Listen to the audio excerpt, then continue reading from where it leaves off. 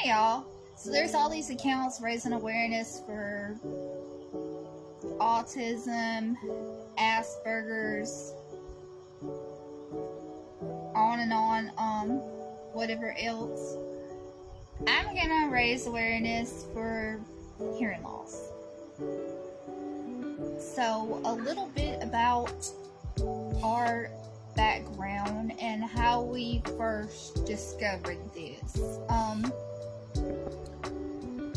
As you all probably know, when a newborn is in the hospital before they leave, they give them a hearing test. Well, he was in the NICU for 2 weeks, and the day we were leaving, they did the hearing test, and he was being really wiggly. He came out, from the time he come out, he was just a wiggle worm. We had also done newborn pictures that day, and he was just wiggling, and so the first test initially showed that he failed for his left ear. Well, they thought that something was going on with the machine, or that it was just because he was being a little wiggle worm that it didn't detect hearing in his left ear. We were given a paper to follow up with a pediatric ENT. However, we were having some tire trouble the day that we're trying to leave from the NICU. We had a flat tire. My husband had to leave and go get some air in the tire, or change the tire. Anyhow, during this wait time, they decided that they could come back in and retest his hearing. When they came back in, they said that the machine was being slow. Again, I think it looked like he had hearing and loss in his left ear. But they said that the machine was being slow and he was wiggling around, so they thought that was causing it not to detect his hearing. So finally they get the machine. They said that the machine's working now, and they said, oh, we got a reading, his left ear appears to be fine. We think that the machine was just being slow and he was wiggling around, which caused it to initially show that he failed the left ear. So they give us another paper saying that he passed the hearing test. I don't know. I know that they knew that we had been there 2 weeks and we were just wanting to get out of here, and we were having the trouble with the tires, and we were just trying to get him home.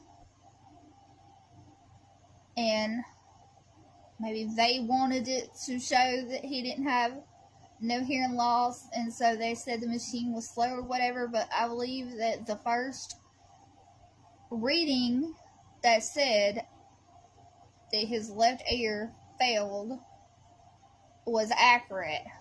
But then they come back in and they told us that the machines were being slow, or it was due to his wiggling, and that he did pass, when now I believe that the first reading was probably accurate. At the time, we were so thrilled, blessed to hear that he had nothing wrong and that we were going home, that we didn't think no more of it.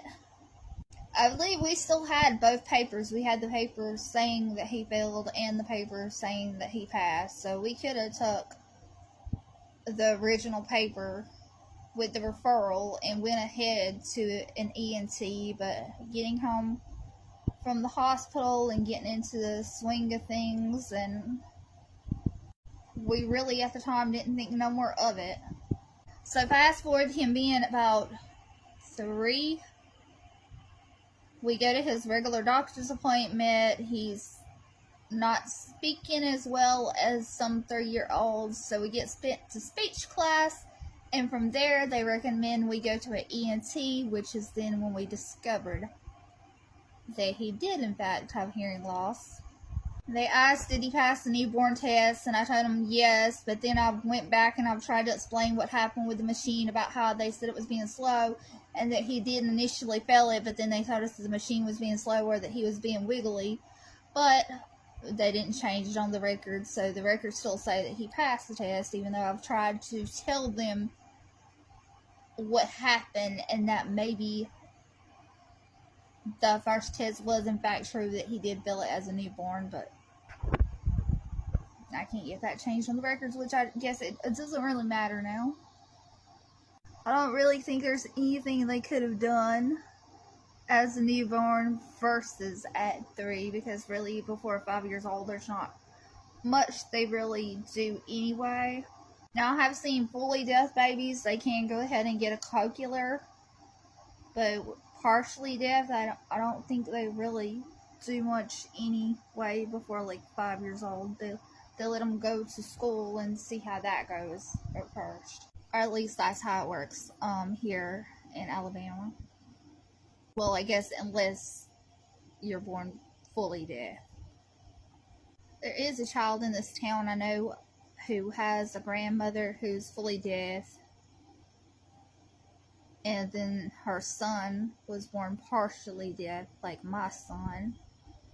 And then his son was born fully deaf and got the cochlear. I believe he got it probably around 1-2 years old. I don't know much more about their story. But anyhow, that's our story of how we found out.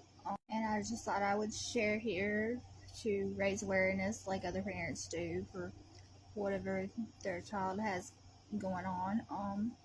So if your child has speech delay, it could be autism, but it could also be a hearing loss.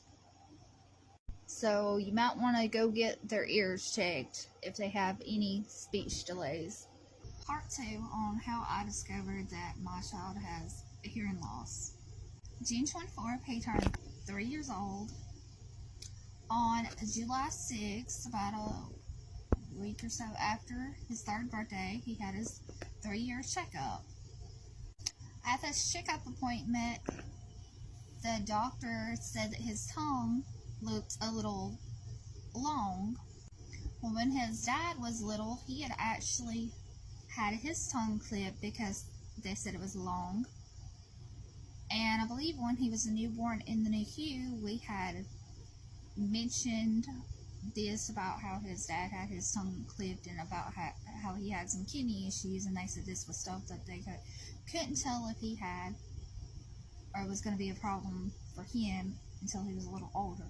Be aware, I am one of those people who make a TikTok and stop the video a dozen times to think of what I'm going to say next.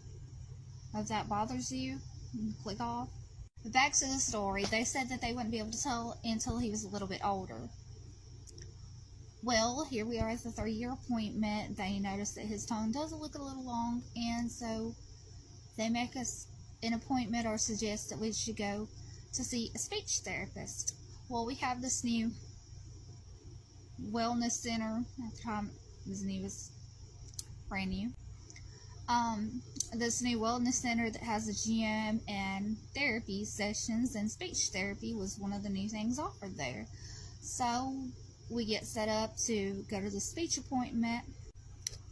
Prior to this, I had felt like he was a little behind other 3-year-olds on speaking and putting sentences together.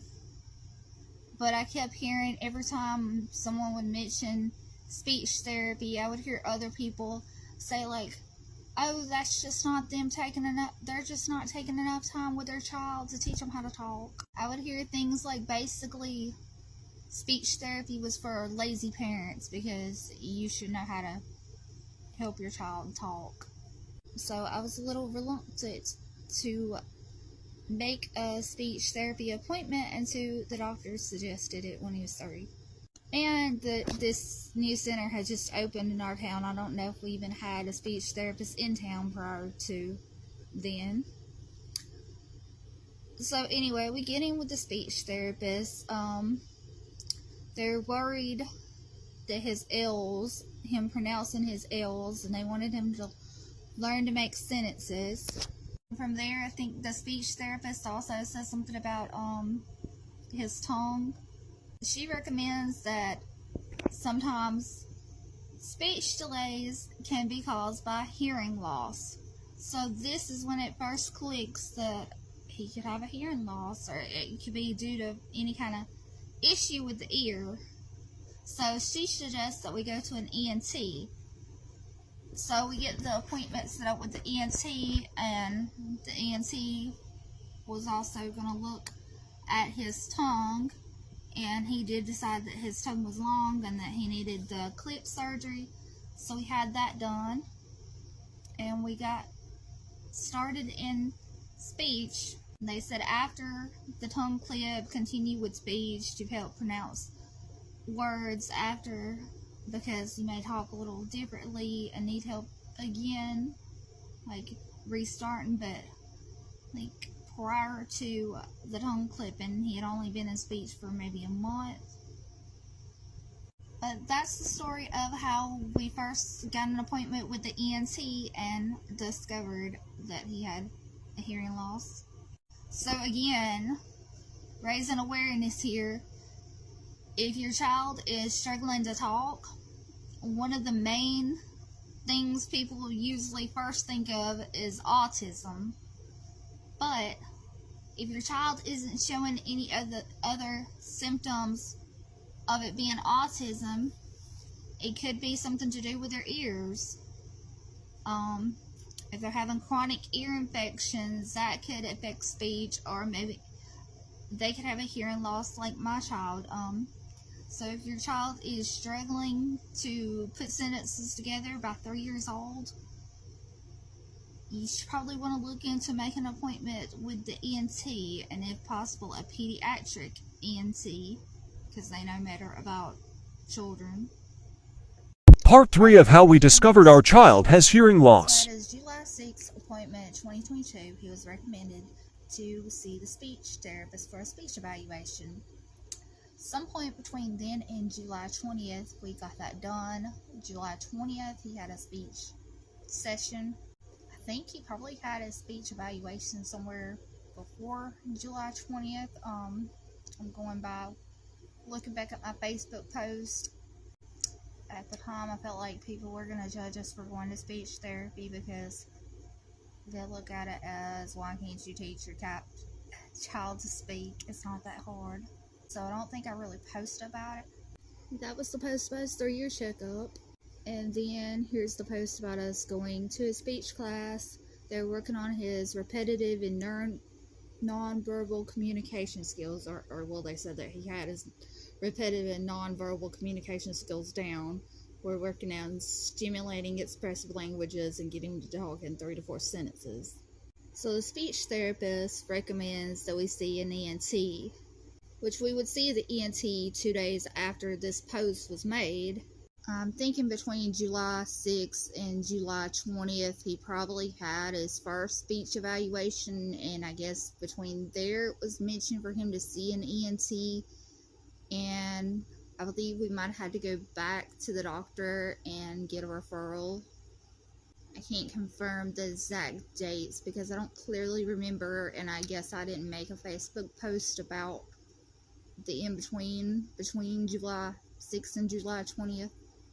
But at some point in between, we got the recommendation from the speech therapist to go to an ENT, and then we had to get the recommendation, a referral sent from his regular doctor, and we got all of that done, and we got the appointment for 2 days after he had saw the speech therapist here on this day. And here is the day that we discover that there is some hearing loss. He suggested tubes. He said that there was some draining in his ears, and they made the surgery. It was going to be for August 16th, which he did have that. At this point, the July appointment, they had mentioned about his tongue, but they said something about kids bleeding out, and at this point, it wasn't mentioned no more about the tongue. but it was mentioned now that he has blockage in his ears, and he suggested tubes, and the tubes surgery was going to be on August 16th. And they did an audio test, and it was showing that he had some hearing loss, which we thought was from the blockage, but we would later figure out that it was not blockage, that even after the tubes he still had hearing loss.